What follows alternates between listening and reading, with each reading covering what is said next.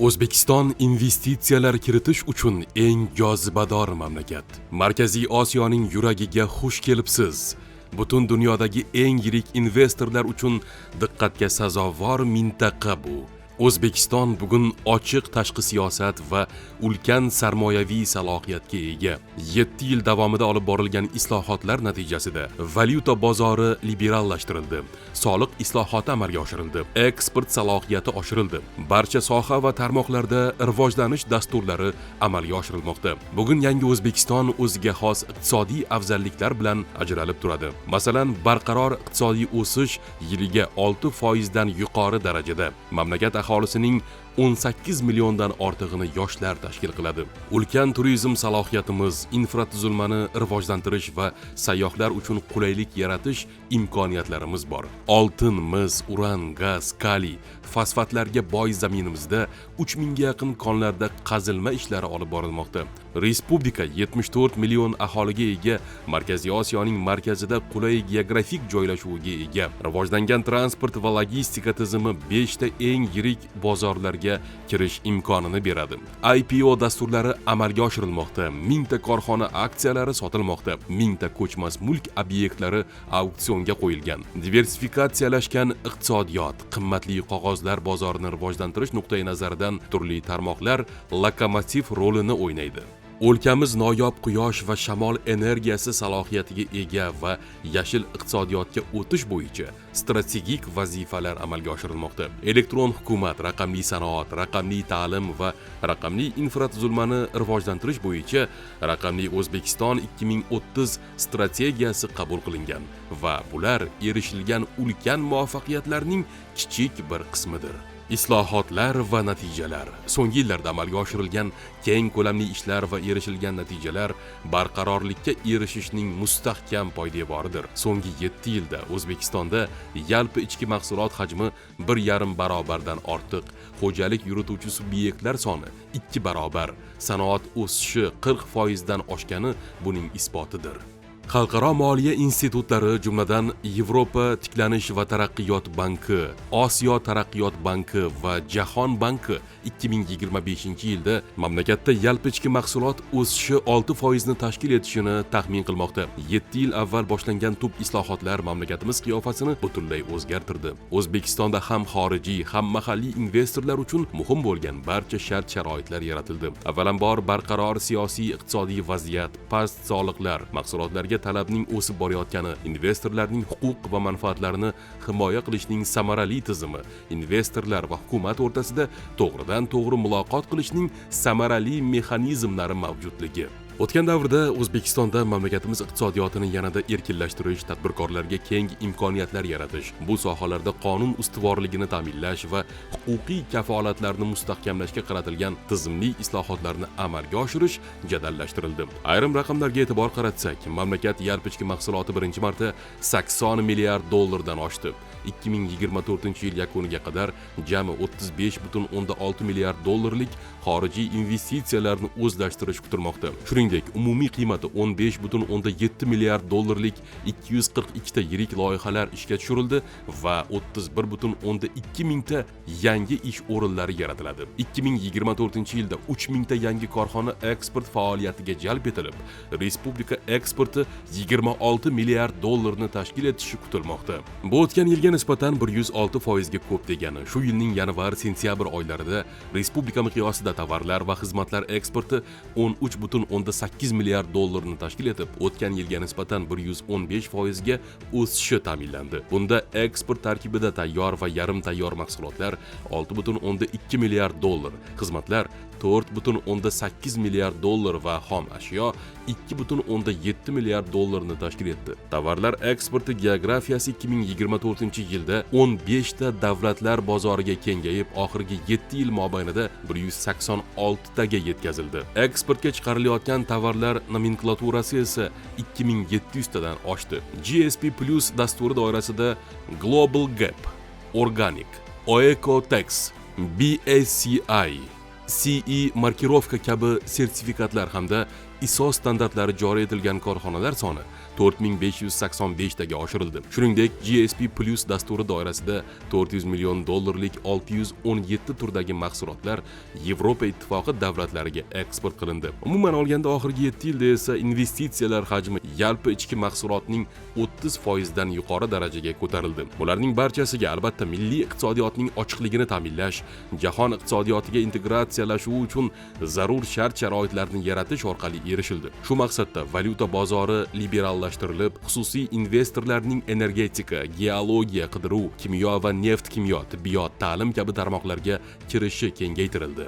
Rivojlanish uchun imkoniyatlar. Mamlakat o'ziga xos rivojlanish strategiyasiga ega, ustuvorliklar aniq belgilangan. Xususan, kelgusi yillarda mamlakatda $250 milliard investitsiyalarni o'zlashtirish, jumladan $110 milliard xorijiy investitsiyalar va $30 milliard davlat xususiy sheriklik doirasidagi investitsiyalarni jalb qilish vazifasi qo'yildi. Bundan tashqari qiymati $150 milliard 500 dan ziyod strategik ahamiyatga ega bo'lgan texnologik va infratuzilmaviy loyihalarni amalga oshirish hamda hududlarning investitsion reytingini yuritish, har bir hududning imkoniyatlaridan kelib chiqib, ularning investorlar uchun jozibadorligini yanada oshirish vazifalari ham belgilab berildi. Investitsiyalar uchun sanoatni modernizatsiya qilish va o'zgartirish, ishlab chiqarish, kommunal va transport infratuzilmasini jadal rivojlantirishga qaratilgan aniq loyiha va dasturlar ishlab chiqildi.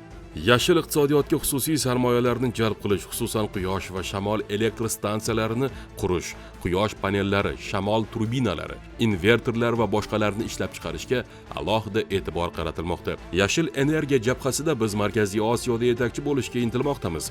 Bu borada Aquapower kompaniyasi 9.6 gigavat quvvatga ega shamol va quyosh energetikasi loyihalari uchun $13.1 milliard sarmoya kiritdi. Masdar kompaniyasi $1.7 milliard investitsiyalar kiritib, 2 gigavat quvvatga ega yashil loyihalar amalga oshirilmoqda. Umuman olganda, so'nggi 4 yil ichida umumiy quvvati 18.6 gigavat bo'lgan yashil energiya loyihalari bo'yicha 35 ta kelishuv imzolandi. Bu esa yanada barqaror energiya kelajagini yaratish yo'lidagi muhim qadam hisoblanadi va respublika energiya balansidagi qayta tiklanadigan manbalar ulushini oshirishga xizmat qiladi. Bundan tashqari ilgari 100% davlat mulki hisoblangan aviatsiya sohasida xususiy sektor uchun ham keng imkoniyatlar ochildi. Mamlakatda valyuta kursi unifikatsiya qilindi va forex bozori liberallashtirildi. Bu xalqaro hamkorlar uchun davlat xususiy sheriklik va outsourcing orqali biznes yuritishini osonlashtiradi. Shuningdek, Toshkent IT parki yaratilib, yirik IT markaziga aylantirildi. Natijada respublikada IT sohasi keng rivojlanib ketdi. Bitta Uzum elektron tijorat platformasi hozirda $1 milliard dan oshiq baholanmoqda. Shu bilan birga turizm, ta'lim, tibbiyot kabi jadal rivojlanayotgan sohalarda O'zbekiston mintaqaviy markazga aylanmoqda va bu ham sarmoya kiritish uchun keng yo'l ochmoqda. Ayni paytda to'qimachilik, charm poyabzal sanoati, qurilish materiallari ishlab chiqarish, elektrotexnika, mashinasozlik yetarli xom ashyo bazasi va malakali kadrlarga ega. Ishlab chiqarish va eksport hajmini oshirish uchun barcha shart-sharoit mavjud. Bugungi kunda O'zbekiston Markaziy Osiyoning eng diversifikatsiyalangan iqtisodiyotga ega mamlakati hisoblanadi. Diversifikatsiyalashgan iqtisodiyot tobora o'zgaruvchan global iqtisodiyotga chidamli bo'lib qolish imkonini beradi. O'zbekiston xalqaro investorlar ko'magida ko'plab tarmoqlar bo'yicha o'sishni ta'minlab, uzoq muddatli barqaror rivojlanish uchun pozitsiyalarni egallayapti. Sanoat tarmoqlarini bir maromda rivojlantirishdagi muvozanat taraqqiyot yo'lini belgilab beradi. Oxirgi yillarda O'zbekiston to'qimachilik, tog'kon sanoati va qishloq xo'jaligi kabi an'anaviy tarmoqlarni jadal rivojlantirib yubordi. To'qimachilik sohasida ishbilarmonlik uchun qulay sharoitlar joriy qilindi. Investitsiyalarni jalb qilish uchun ixtisoslashtirilgan to'qimachilik sanoat zonalari yaratildi. Islohotlar boshlangan 2017-yildan buyon sohaga jami $9.8 milliard sarmoya kiritildi. Bugun O'zbekiston Markaziy Osiyoning to'qimachilik markazi hisoblanadi. Bundan tashqari tog'kon sanoati ham yuqori darajada rivojlanib bormoqda. Navoiy kon metallurgiya kombinati jahon miqyosida oltin qazib boruvchi yetakchi 4 talik qatoridan joy olgan bo'lsa, Olmaliq kon metallurgiya kombinati jahonda mis ishlab chiqarish bo'yicha yetakchi hisoblanadi. Qishloq xo'jaligi sektori tubdan o'zgartirildi. Bu sohada eksportni rivojlantirish va fermerlarni zarur texnologiyalar, materiallar, mablag' bilan ta'minlash uchun bir qator dasturlar amalga oshirildi. 2023-yilda ishlab chiqarish hajmi 55 milliard dollardan oshgan edi.